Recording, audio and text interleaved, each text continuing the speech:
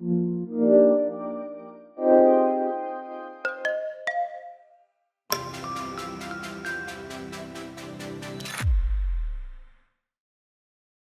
and welcome to BFI Talks, brought to you by Prague Finance Institute, an affiliate of the leading Czech economics research center Serbian EU.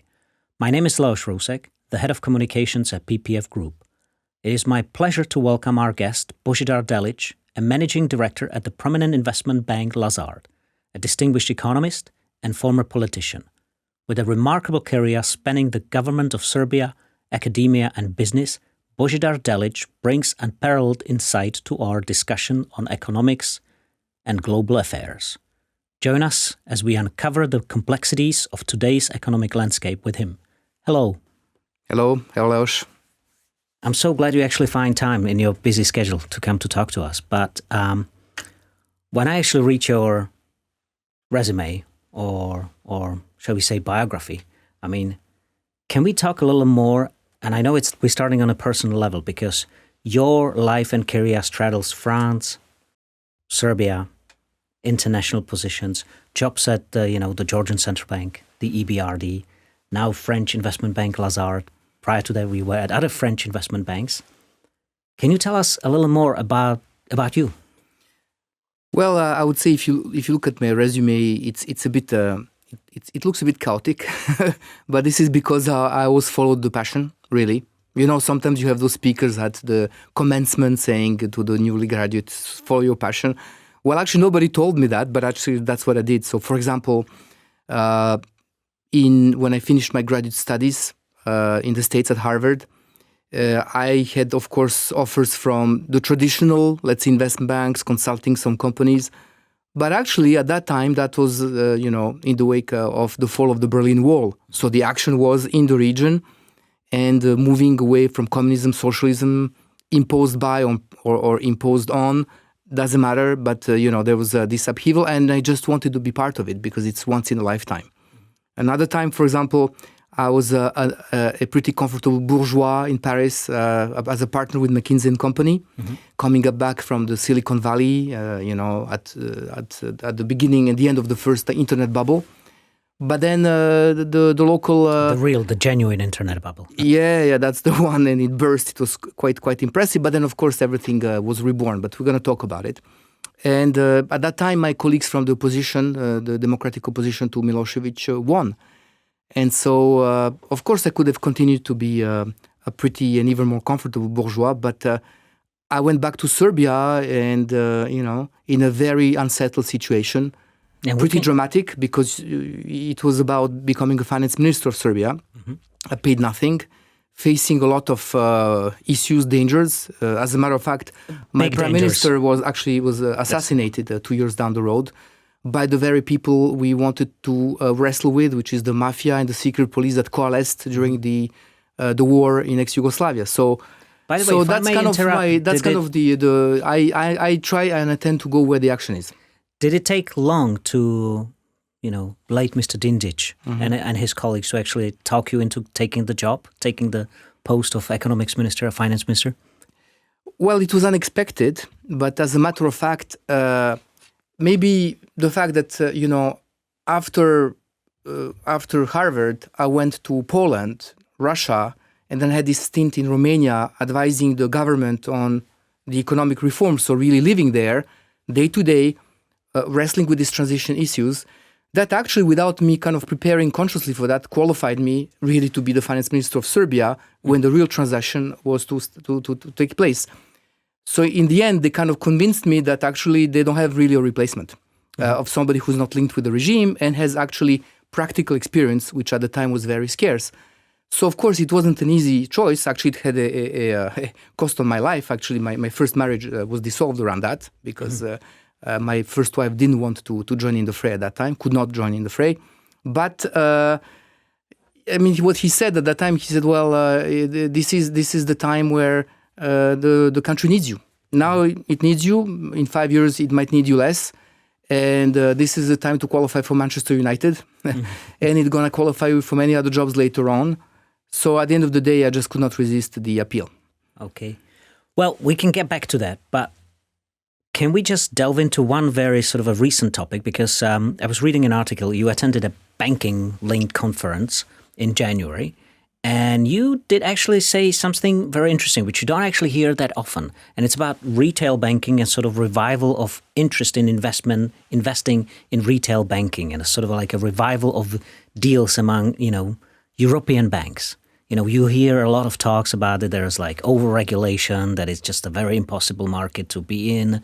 And you actually sounded very, upbeat about sort of a revival of deal-making and a less of sort of nationalization or sort of a national approaches to creating state-owned big banks in Central and Eastern Europe. Can you talk a little more about that? Sure. I mean, when the Berlin Wall fell, so there was something like 10 years of readjustment, and then the banking system, which is an important part, right? Because capital markets took a place, but to this day, most of the intermediation financing comes from the banking sector. Then the Western banks discovered the region and say, oh God, look at those penetration rates. Even if half of the catch-up happens, we will be in a good seat. And then, of course, now, today, in May 2024, we're 20 years down the road of the accession of many of the countries of the region to the European Union, and said, okay, now they're also members of the club, let's go. So he had this flurry of deals, and I was part of it, because for 2 years I was the head of Eastern Europe for Crédit Agricole, so I had my share in this kind of first wave when we bought banks in Poland, in Serbia, and in Ukraine, where I lived for a year because we could not find a decent CEO at that time, so they put me for a while, and which led to my long-standing association with the country. But then there was the big crisis, a lot of deleveraging, so a lot of debate in the country saying, well, all those banks were there when the returns on equity were very high, but now when the going gets tough, they're all deleveraging, bringing back the money to the motherland and leaving us with no economic activity. So that led to some nationalization, in particular in Poland and Hungary, saying, well, we actually do need a domestic banking sector, as it were, because the foreigners come and go. That had some impact, probably less than what those who sponsored that idea hoped for. But this being said, what is now happening is that the underlying economic strength of the region is again showing in a way that the banking sectors of the region are very healthy, both in terms of capital adequacy, liquidity, any measure you want. The macroeconomic policy, and in Czech and in Romania, for example, that has been a very orthodox, if I may say so, monetary policy. So that leaves an economy that is actually powering ahead. So the growth in the region is higher than in Western Europe. Banking sectors, in proportion, are actually healthier. And therefore, there is again some interest for some players to come and to grow their presence. In fact, for the last 10 years, in addition to nationalization, above all in Hungary and Poland, the only player that was doing cross-border banking really was OTP of Hungary. They did a lot of the deals of the Westerners leaving or people hesitating. But now we have Tida Unicredit did and Intesa a deal in Romania. We will see more, I think. So, and of course, being investment banker, I cannot tell you about the live situations because a lot of our job is being very discreet. We're going to be completely discreet. So let's sort of shift to a sort of a bigger picture, sort of a bird's eye view at the whole sort of situation. I mean, since you combine economics and politics, given your background, how do you actually see this, the current world revolving? Because we can see a lot of sort of deglobalization trends.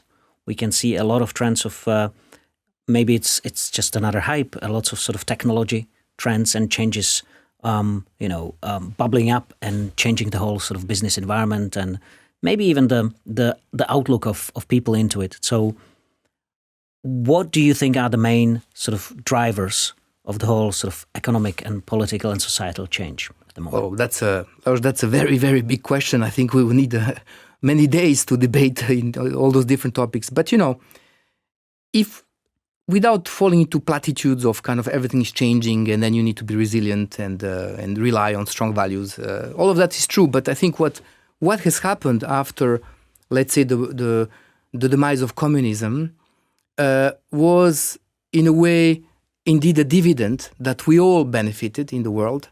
The West, because they spent less on defense, right? New markets opened. Then with the accession of China to WTO, you had 20 years of unbelievable, and credit to them, development of that country, which benefited also the West because of the bigger market that it represented. And deflation. And then, of course, deflation, because you had dozens of millions of very able workers producing at lower cost. And you also had this, to a more modest case, but still, the movement of industrial assets from the West Europe to Central and Eastern Europe, which also had an effect on competitiveness of Western Europe, but also had, if you want, something of a deflationary effect, because that allowed for more cost-competitive production to take place. And in a way, 20, 30 years later, you could say that the West finds that the new players got maybe quite strong, maybe too strong. Mm-hmm.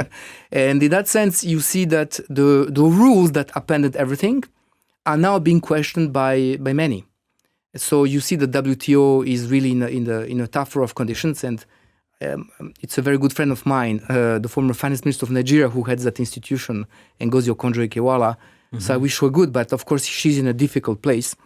But you have now the IRA in the United States. So this very big, very ambitious program, which is not only providing a lot of funds and a lot of subsidies for American-based producers. So not only Americans, but American-based producers, which is kind of pulling some of the European ones to reassess where they will be investing, US versus Europe, for example. And then China, which sees a bit of some model, limits of the model that they have. They double up on the industrial production in some sectors, in particular in energy transition. So of course people are saying, well, that's too much, China. But they say, well, you told us that we all need to move to solar, and now we're producing all those panels. You don't think it's good. You told us that we need to be in electric cars, and now you say that we're producing them. It's too much. So there's a lot of double talk in all of that on all sides. But the end result is that you have seen America imposing very high, tariffs on Chinese electrical vehicles.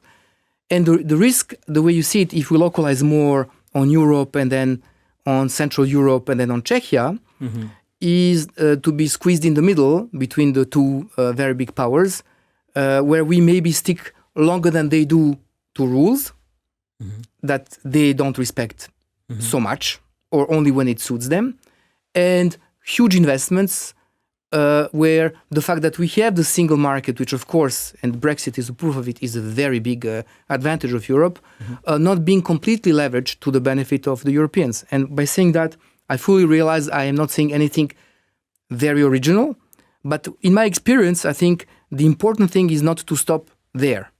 The important thing is to say, okay, so what? So what do we do now? What do we, Czechia, Central Europe, and Europe, what do we do about it? And definitely, I would say, a combination of national and / European economic policy making, whether we like it or not, needs to take place.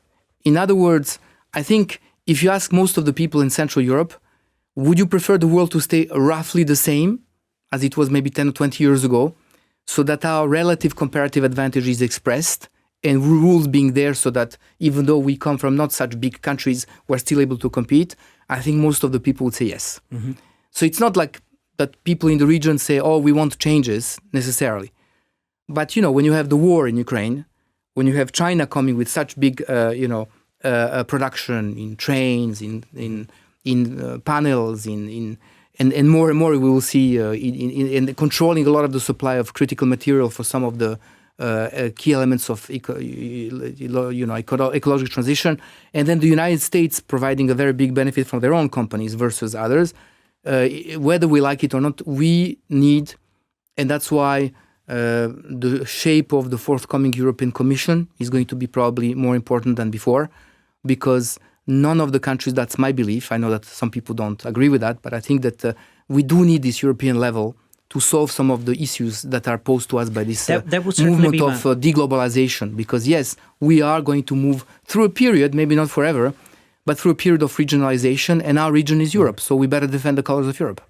And that would be my question, because you were talking about where, you mentioned CEE, Eastern Europe, or the sort of or new EU, as we want to call it, or sort of periphery countries to the new EU, like Serbia, aspiring to be part of the European Union.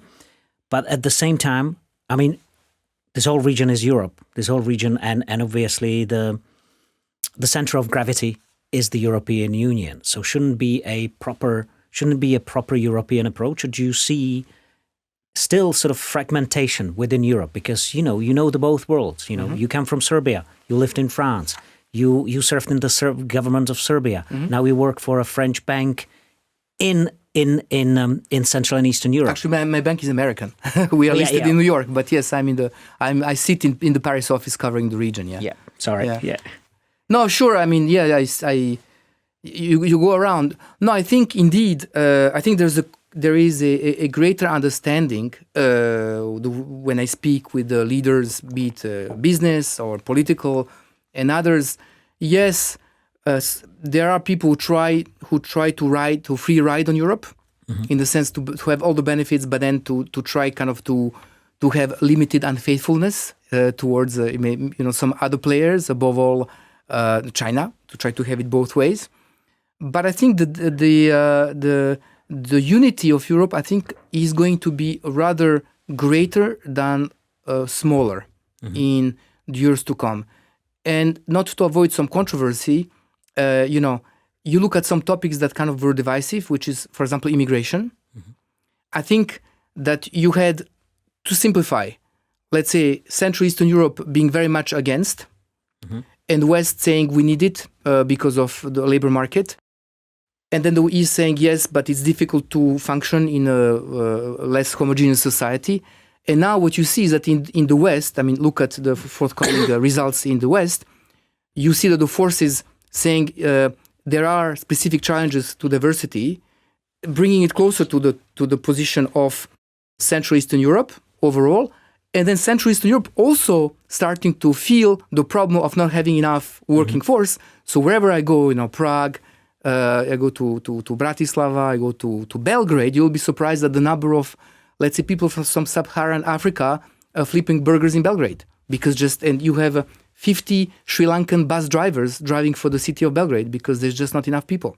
So I think in that sense, I think we will see more of a consensus even on the more controversial topic, which is to say, yes, we need, but it needs to be better managed because there are challenges. So you see, that's one aspect. And then I think the attempts of, let's say, non-European forces to try to influence the European debate, I find that people in Europe are less naive about it.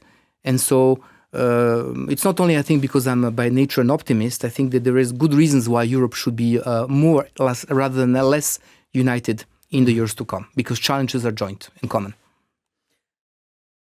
Let's focus specifically on Serbia, because you know that country well. Serbia has been aspiring to join the European Union. Where do you see how do you see it playing out in coming years? Well, just for disclosure, I am not in politics anymore. And when I was in 12, we lost to the current president. And since I'm not in politics anymore, I do banking. And actually, Lazard is the leader in investment banking in Serbia. So you see, I respect this separation because you cannot do both things at the same time. You run into problems. If you're a politician and you do business, you run into trouble. And if you do business and you try to be active in politics, it's the same story. So I think those two roles they can be sequential, although that's not always easy, but for sure not simultaneous. But now to your question, I am sorry that the last two big advances of Serbia's EU integration was the ones that I did as a part of the team of the government back in 2008 and 2009, which is the signature of the Stabilization Association Agreement, which is the trading agreement on which the country trades with its core market, which is the European Union. And also the Schengen travel, and visa-free travel Schengen, in Schengen space, which I had the pleasure of inaugurating in December of 2009. Since then, not much has advanced. And I don't know to what extent that's so interesting for your listeners, but the problem of Serbia is that in the breakup of Yugoslavia, on which much can be said, and I'm on the European side, remember, I voted for the extradition of Slobodan Milosevic to The Hague just for your listeners to understand where I stand. This being said, not enough understanding for the legitimate interest, I think, of Serbia, because the breakup has led, as you know, to a lot of the people, who consider themselves Serbian living outside of Serbia. And the democratic governments, such as mine, who have been asking to make sure that the rights of the Serbians in Kosovo are respected, not much has been done for that. And so if you look at the behavior of the powers in Pristina and what has actually happened, it has not been a very nice, run and treatment. So this is kind of pushing for, whether you like it or not, to more anti-EU sentiment, because there's a feeling that the pressure is constantly only put on one side. Mm-hmm. And I'm speaking now not being in politics, just as a commentator. So I think there's a need kind of to address that. 600 years, in the Balkans was the separation between the two empires, the Ottoman and the Austro-Hungarian. Then, at the same time as Czechoslovakia, as people saw it, freedom. Mm-hmm. And then unity in Yugoslavia, and then the breakup.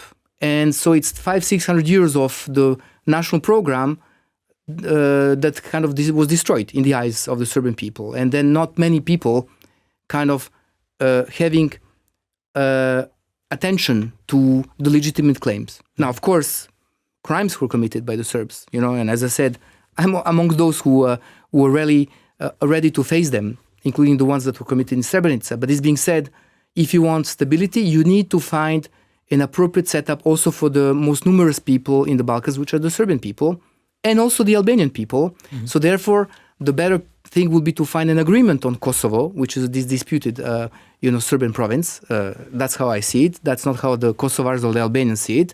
And the best thing would be to kind of find a compromise and for everybody to move on and to be good neighbors. So that's, I think, the central point, which was kind of hampering the progress of Serbia to the European Union. And that is also why many Serbian governments were trying also to find support outside of the Europe for their national needs, in particular Russia, China, and the global South, you see. Mm-hmm. So that's how it can be explained. This being said, there is no future of Serbia outside of the European Union. There's absolutely...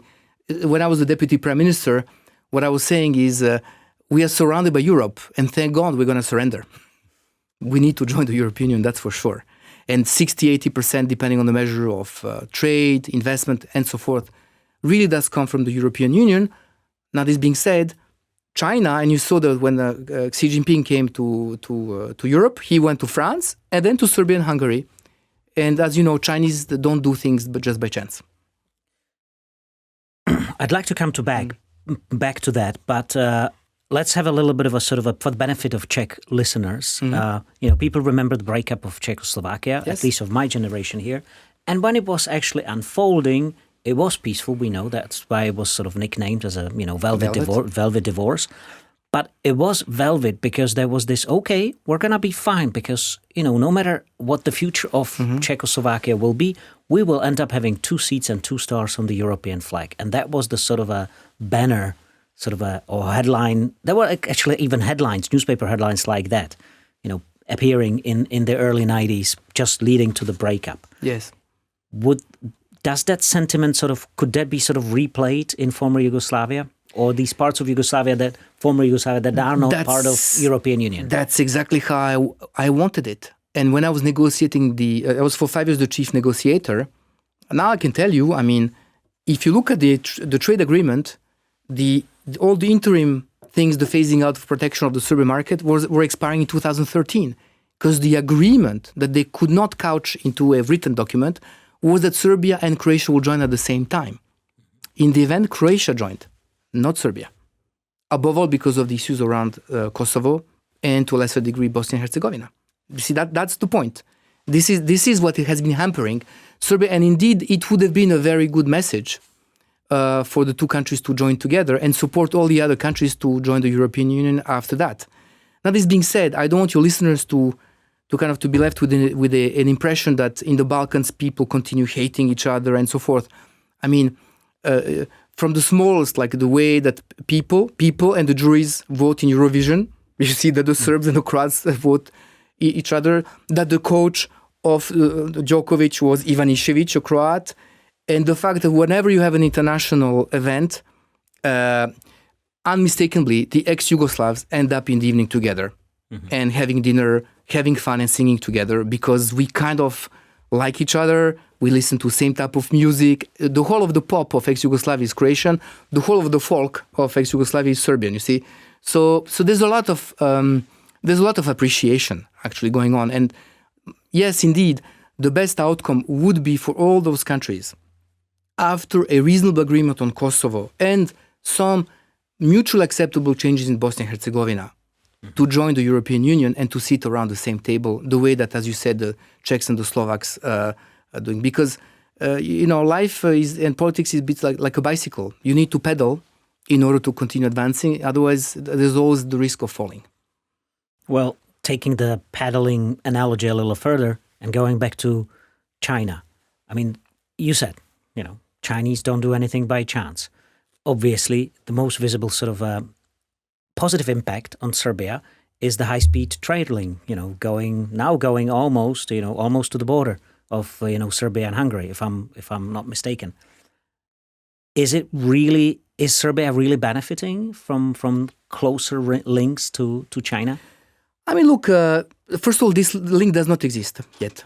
It's being built, and as you know, it's because the idea is to take it from the port of Piraeus, which is now majority owned by the Chinese, to take it to Hungary, and you know that there is the project of the Hungarian government together with an international group taking over the airport, and then to create a very, very large multi-modular logistical base to trade, and basically to bring in the Chinese goods and to open also this entrance that way. And that's how one needs to understand the high-speed rail. But when I was discussing with the Chinese and saying, well, why are you so keen on building this? You think there is this kind of 1,000-year thought out, very long-term thinking. And the answer was we have excessive supply of those goods because we just finished all the high-speed rail links we could do in China. So we have a bunch of, we are in surplus, so it wouldn't be cool to create the link here. And so it's the same thing like solar panels? We covered China with solar panels, now we're going to export them. So I think that is why you cannot blame somebody for trying to push their interests. The answer was, well, where is the European project to build the high-speed rail link in Central Europe? You see, where is it? Where is the financing? Why was it conditioned non-stop? Why are the funds so small? Because, right now, of course, the focus is and should be Ukraine for the region, for reasons that we all understand.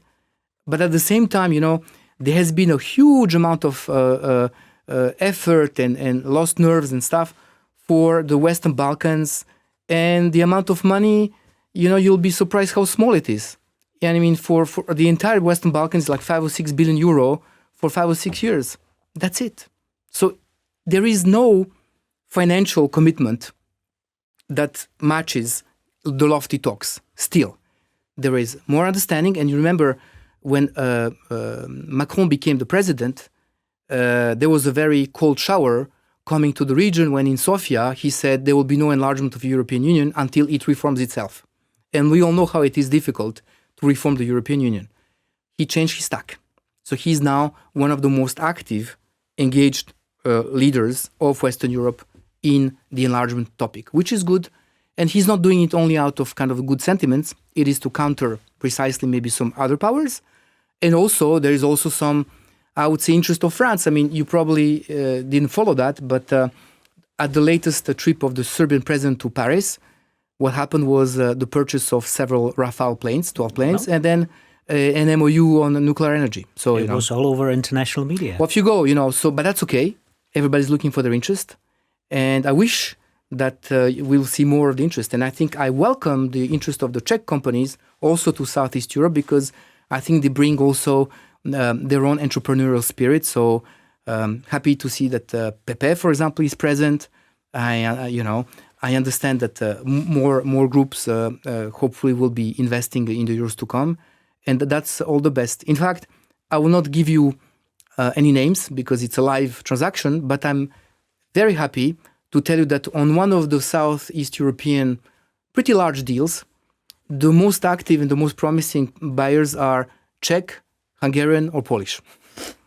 And I think now I can talk about it. I think the epiphany moment of things coming to age when we as Lazard were selling the beer portfolio of SAB Miller almost 10 years ago because they were merging with InBev, and the European Commission asked them to sell. One of the two had to sell their beer portfolio.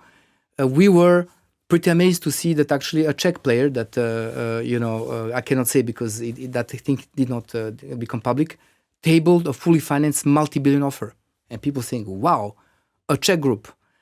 Another kind of wow moment that was public is when Mr. Krzycinski invested in Le Monde, and by now, in fact, he's one of the very well-known business people in France. When there was this meeting of French CEOs with President Macron, Daniel Krzycinski was sitting at that table because of his purchase of Casino, his further interest, and so forth. And we have seen also that he has been making strides in energy and most recently in steel in Germany. So all of that is quite interesting. And I think, although I know that sometimes it's a question of debate also here in Czechia, because I try to follow every debate in our region, which I love so much. It is a very big plus for Czechia to have very powerful groups that are now that are very durably linked to the country, and also have a regional/European strategy to speak of. So that offers, I would say, to young Czech students an opportunity to work for a domestic group but having an international career. It's not the story of either work for a domestic parochial company or I need to work for a foreign company. So I think that's a very, very good thing. And, I like in particular those deals when we see people from the region being a very serious player outside of the region or within the region. Things sometimes are now becoming surprising. Who would have thought that, for example, Wizz Air, who really saw that this emigration or travel of Central Eastern Europeans to the West was actually also a potential business opportunity. And so they offered those no-frill flights. And now they're in the top 10 of air transport with a market cap matching the one of Air France, for example. So with fewer planes.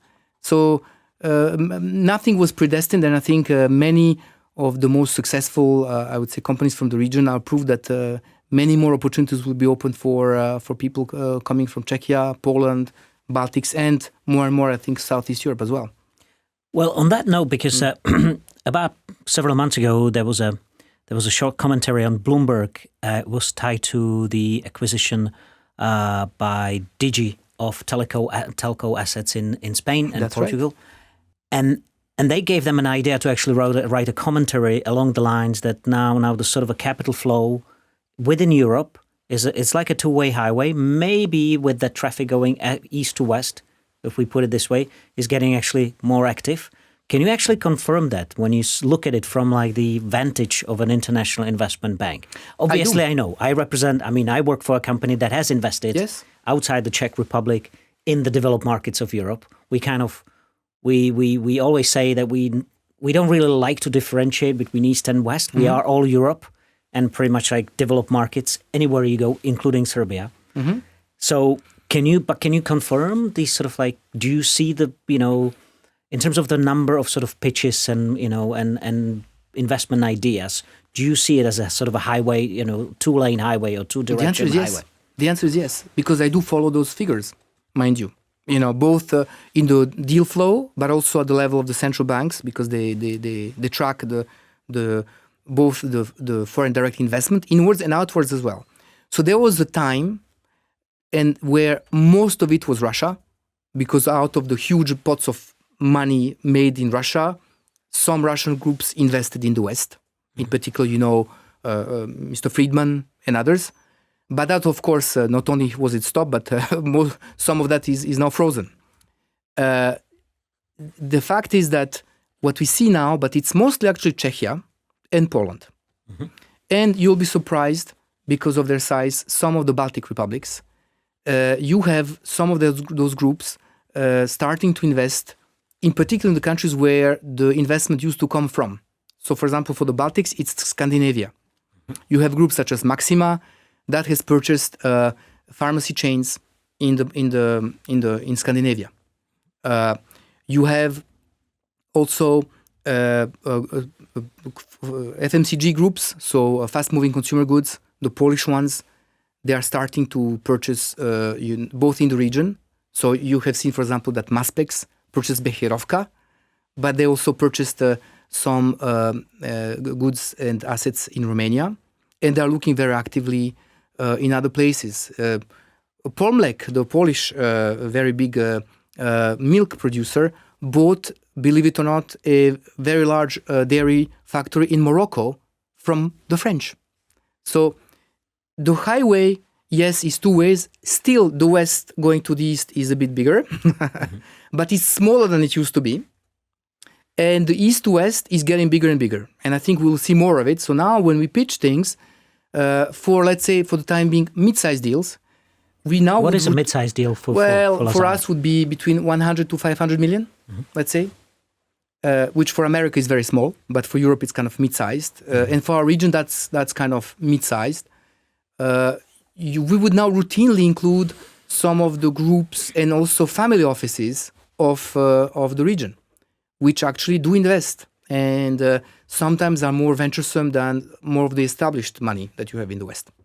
And what is very interesting, I would say, is that after 20 or 30 years, the really big winners, let's say, of the transition, there is this interesting economic model of people, groups that you cannot so easily define, whether they are a family office, a private equity, a fund, a holding, or a strategic player, because they tend to be all of that at the same time. And they move from one model to another, being totally rational and totally venturesome. And I think that's a pretty interesting thing, because you have... So how do you go about it, actually? Explaining it and pitching, because you seem to understand that, because obviously it is a somewhat an issue for these capital owners or groups of people, in control of some capital that's actually deployable. When you look at it from the Western perspective, they don't seem to be sort of like really understanding, Yes, because I think it's because this is kind of the market economy, or call it capitalism, although nobody likes to use too much that word. It looks a bit like it used to look maybe 50, 100 years ago in the West. Because, And in the US, Lazard. Or in the US, yes. So people forgot that, and most likely, give it a second or third generation, even the groups as we see them now, which are mixing models, might actually get split or listed, or might start to look like a more quote-unquote recognizable. But we are at a moment of development where we see, I would say, equity from the region that can be multifunctional. And in the West, it's more, let's say, normed. You have the private equity that has the LPs, there's a holding period, there's the IRR, there are the thresholds, and off you go. And you cannot deviate too much from what you have explained to your investors, because otherwise you will not be able to raise your next fund, right? Whereas here, I would say, just because we're in Czechia, there was this kind of contrarian point of view in energy that was taken not only by EPH, but also by EnergoPro, 7 Energy, and a couple of others, which was to say, for sure, we're going to move to renewable, but there is going to be probably a longer than many people think transition period where you would need a stabilizing force coming from the more traditional energy producers. And so what happened is that while in the West there was a lot of pressure to unload those assets, and you could not finance, no banks, nothing would help you finance an acquisition of, let's not even talk about coal, but even gas, powered stuff, anything that was not completely renewable. Well, the Czech group that I mentioned, and there are many others, they actually invested, and the view was that this transition period is going to be longer than expected, and that in fact these type of assets will be required to provide the stability to the energy systems. And so far, if I'm to judge by the results of last years and the way they've been able to weather what has happened with Russia, Ukraine, and the impact on the gas, they tend to be right. And so that's one thing which was allowed by the fact on how those groups are structured and how they could do the deals, I would say. Now, will they be right in the next bets? We will see, because life never stops. The way you're describing, I mean, it almost seems like that, 10, 20 years down the road, we may read a book about the history of capital creation in Central Europe, and there would be a chapter about, how to create capital based, on a contrarian bet. Yes, but, the nice thing about the region, and, I don't want to sound too optimistic or rosy, because there's still a lot of challenges, right? Many challenges. But who would have told you that the only real global challenger to Uber will be in Estonia? With Bolt? Who? And in fact, by the fact that by definition, people starting businesses from the region started as challengers. Mm-hmm. Well, you have this challenger mode, and you need to be adaptable. And people who kind of end up making it is the people who are hungry, but they understand that not necessarily if you are to do a global player, you can just repeat other stuff, and you need also to have people coming from other countries to help you. So you just don't have enough engineers in Estonia to do what they've been doing, right? So off you go. Here's one. And then there are many kind of business models that I see being built. I mean, do you know that, for example, the world leader in indoor wall climbing is Bulgarian? And they send those Bulgarian engineers and technicians all around the world in the fitness centers or other places where there are the indoor walls, and they just do it, So I think that's what's exciting, in the sense that the region still has this kind of challenger, catch-up mode. People, and I'm very happy, for example, under dramatic circumstances, do you know that we, Lazard, and we're very proud of it, we were able to do a cross-border M&A deal with Ukraine in fixed telecom. Mm-hmm. There's a sizable deal that was just done right now, in the middle of the war. And some of the Czech and other IT players, they do have significant campuses of software engineers, IT coders in Ukraine, and they work. And this what they told me yesterday. I had a talk with the Czech executive who has many hundreds of people working right now in Ukraine. He said you could just see that because of the circumstances, their resilience and their inventiveness, there's nothing that they cannot do, because they need to do it. You see? So I think God knows how it's going to take. I think that probably when you say in 20 or 30 years, if everything goes well, it means the end of the war and the catch-up, maybe the region also will have some of the problems of some of the places in the West, maybe with the lack of motivation, people not too keen on working, or, the fact that maybe meritocracy is not put as high as a principle as it should be, that there are other maybe worthy but maybe not completely compatible values that are being put against meritocracy. But that's not the case in the region so far. Making a complete tech now, and that will be actually my last question, because you went through as you call it, the first internet bubble, but I tend to call it the real internet bubble, when it actually all started and bubbled. What do you think about AI? Well, the first thing is that we all need to experience it. And, when ChatGPT was put forward, there was a burst of people using it, and then it dropped. In fact, a very vast majority of the people stopped using it because they had some benefits, but in the end, they moved on to something else. My message is keep on doing it and keep on trying all the other things. Because indeed, not only some of the brightest minds of the world, listen to their voices. They are telling you that actually this is transformative. So you just cannot sit by. You need to do it. In fact, what is happening now with AI is that the companies, so let's say the B2C aspect, business to consumer, or the retail part, die down too much, I think. People need to get to keep engaged.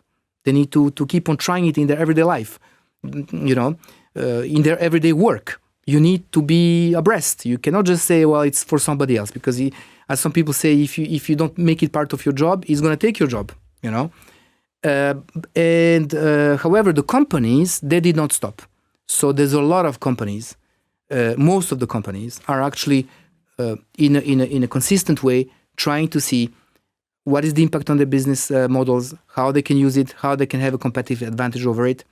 And one of the initiatives I really liked is the one that very interesting and colorful French entrepreneur Xavier Niel gave it. He gave 200 million euro of his fortune to launch a non-profit in AI in Paris, but also with Schmidt, the former CEO of Google, in the board. So it's not like narrowly European. And then people said, oh, it's not enough. Look where the America is. Well, what he said, you say, well, between nothing and everything, there's something. And 200 is not nothing, because 200 in this world can become very rapidly 2 billion. And then he said something with which I'd like to, because it's not mine, it's his quote that I like so much. He said to the people, in particular in France, which sometimes can be a little bit kind of, I would not say negative, but doubting, because that's kind of the dandy-esque view of things. Oh, well, yeah. He said, I made my entire very successful career on the pessimism of others. So, point is, it's not lost for Europe, for Czechia. We need to embrace it. And I think if we embrace it the way that other things have been embraced, in manufacturing, in telecom, in financial services and so forth, there's absolutely no reason why Europe should not have its very fair share of success in this. Says Bozidar Djelic. Thank you and goodbye. Thank you very much for your kind invitation, and all the best to all the viewers and to the listeners. And to our listeners and viewers, thank you for joining us, and see you next time.